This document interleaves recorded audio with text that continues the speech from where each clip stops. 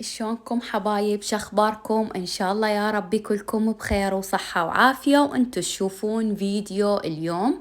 نبدي فيديو اليوم بالصلاة على الحبيب محمد، اللهم صلي على محمد وعلى آل محمد.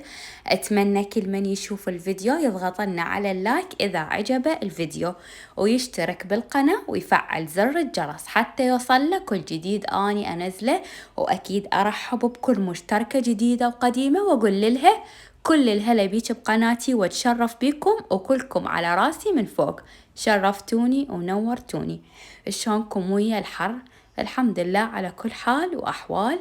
هنا عندي هذا البرتقال، ابن أختي جاب صندوق خطية وانطاني من عنده، فقلت خلي أسوي لهم عصير فريش. أخذت شي 4-5 برتقالات، قشرتهم وطلعت من عندهم النوى، وبعدهم خليت عليهم هذا العصير على مود يطيلون وحلاه، وسويتهم بالخلاط وخليت قالب ثلج، وألف عافية علينا وعليكم. وهنا بلشت أسوي غدا بعد ما نظفنا وغسلنا ملابس، بس أكيد ما شاركتكم لأن صار أكثر من فيديو أني أشارك تنظيفات. إذا تحبون كل فيديو أشارككم بالتنظيفات اتدللوا، وأهم أخذني الوقت فقلت خلي أسوي لهم أكلة كلش يحبوها، أقول لهم هذا ريزو وهم مصدقين. الشاقة وياكم هم يحبونه، يعني تقريبا نفس طعم الريزو.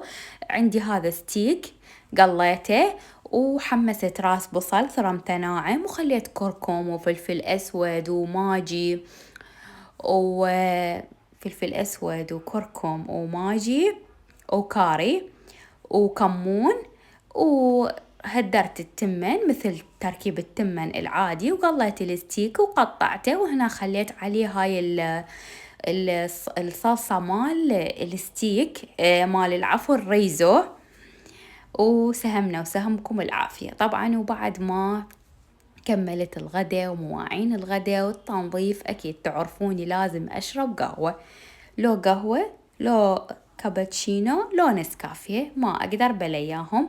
طبعا بعد ما أصفي كل أموري يبقى لي شغل شي بسيط العصرية، بس أهم شي الأساسي أني أشتغله الصبح. وهنا طبعا العصر بما أنه هو الجو حار مو مال واحد يخبز الصبح، فالعصر إيش سويت؟ قلت خلي أعجن على ما قبل الغروب هو إن شاء الله مختمر. وحبيت أشارككم يومي كله. طبعا أني من أحب أشارككم يومي، أشاركه كله، يعني مثلا مو العجين مال غير يوم والغدا مو مال غير يوم، يعني أحب أشارككم اليوم بالكامل إيش سويت ما سويت بيه. أتمنى الفيديو راح يعجبكم وينال رضاكم واستحسانكم. أكيد الأكثرية يعرفون يعجنون ويخبزون، وأكيد هواية من القنوات مشاركات طريقة الخبز والعجن. إذا حبيتوا أشارككم الطريقة إن شاء الله أشاركها وتدللوا، وإذا ما حابين هم براحتكم وتدللوا. شلونكم بالامتحانات؟ شخباركم؟ منو امتحن؟ منو خلص؟ منو قعد؟ ان شاء الله يا ربي النجاح. بكل فيديو اقول لكم النجاح يا ربي من كل قلبي، ويوميا ادعي بالصلاة لجميع الطلاب، اللهم امين يا رب العالمين، ويفرح قلبكم ويفرح قلوبنا ان شاء الله يا ربي.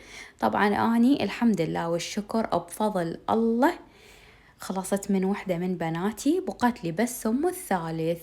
إن شاء الله بلكت يا رب العالمين، الله يسهل عليهم ويجيبوا لهم أسئلة سهلة وإن شاء الله ينجحون.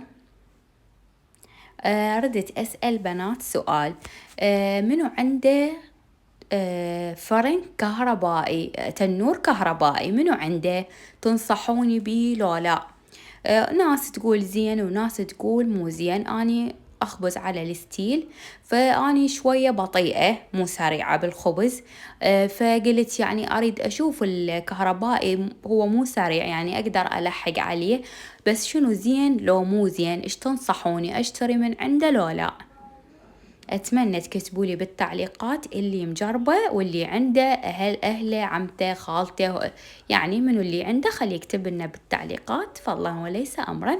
وهنا كملت العجين طبعا أنا وابني 100 لا إله إلا الله، يلا كملت تقطيع. شفتوا كل إحنا مو الشنقة نخلي عليها طحين على مود نميزها أول وحدة، هو كلهن خلى عليهن.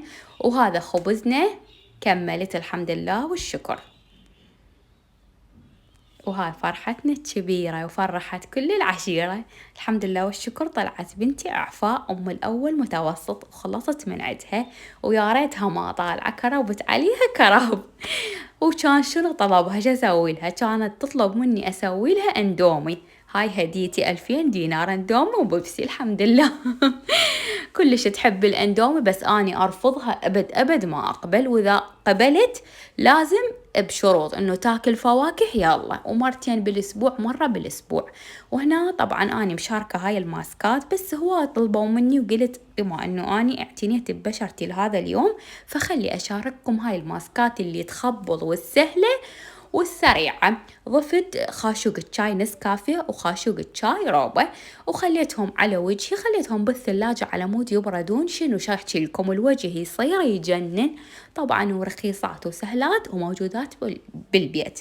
وهنا الماسك الثاني اللي هو ملعقة شاي من النشا وملعقة شاي من الروبة أو الزبادي.